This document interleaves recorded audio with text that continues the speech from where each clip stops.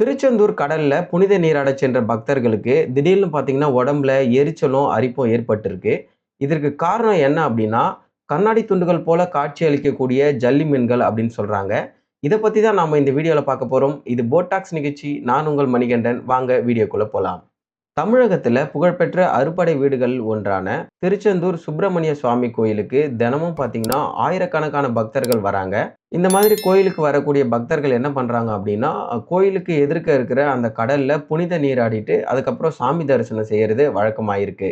அந்த வகையில ஜூன் 11ஆம் தேதி ஏராளமான பக்தர்கள் வந்து கடல்ல புனித நீராடிட்டு இருக்கும்போது பார்த்தீங்கன்னா, அதிக அளவுல கண்ணாடி துண்டுகள் மாதிரி ஜல்லி மீன்கள் காணப்பட்டிருக்கு. இந்த ஜல்லி மீன்கள் பக்தர்கள் குளிக்கும்போது அவங்களோட உடம்புல உரசுனதுனால, பக்தர்களுக்கு திடீர்னு உடம்புல எரிச்சலும், அரிப்பும் ஏற்பட்டதா கூறப்படுது. உடனே பக்தர்கள் என்ன பண்ணியிருக்காங்க அப்படின்னா, கோயில் நிர்வாகத்துக்கிட்ட தகவல் தெரிவிச்சிருக்காங்க. இந்த சம்பவத்தை அடுத்து உடனே கடலோர பாதுகாப்பு குழுவினர் என்ன பண்ணியிருக்காங்கன்னா, அந்த இடத்துக்கு போயிருக்காங்க. அங்க போயிட்டு அந்த இடத்துல ஒரு ஆய்வு மேற்கொண்டிருக்காங்க.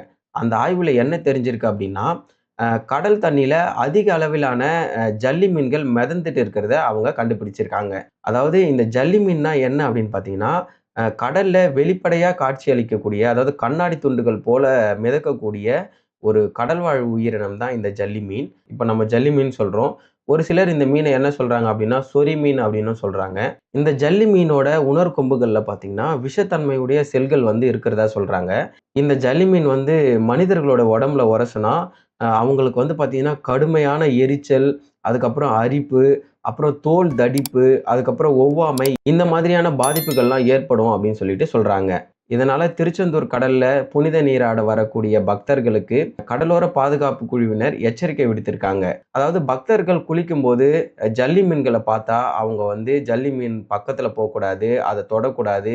இந்த மாதிரியான வேலைகள்லாம் செய்யக்கூடாது. உடனே நீங்க கரைக்கு திரும்பிடணும் அப்படின்னு சொல்லிட்டு அவங்களுக்கு எச்சரிக்கை விடுத்திருக்காங்க. அது மட்டும் இல்லாம ஜல்லி மீன்கள பார்த்தா உடனே கடலோர பாதுகாப்பு குழுவினருக்கு தகவல் தெரிவிக்கணும் அப்படின்னும் சொல்லப்பட்டிருக்கு. ஏற்கனவே இந்த பகுதியில பார்த்தீங்கன்னா, மீனவர்கள் அதுக்கப்புறம் பொதுமக்கள் ஜல்லி மீன்களால பாதிக்கப்பட்ட சம்பவங்கள் பதிவாகியிருக்கு.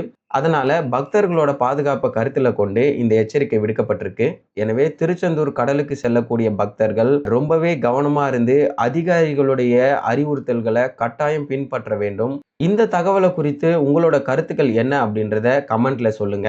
இதே மாதிரி ஒரு பயனுள்ள தகவல்களோட நாம அடுத்த வீடியோல மீட் பண்ணுவோம். நன்றி.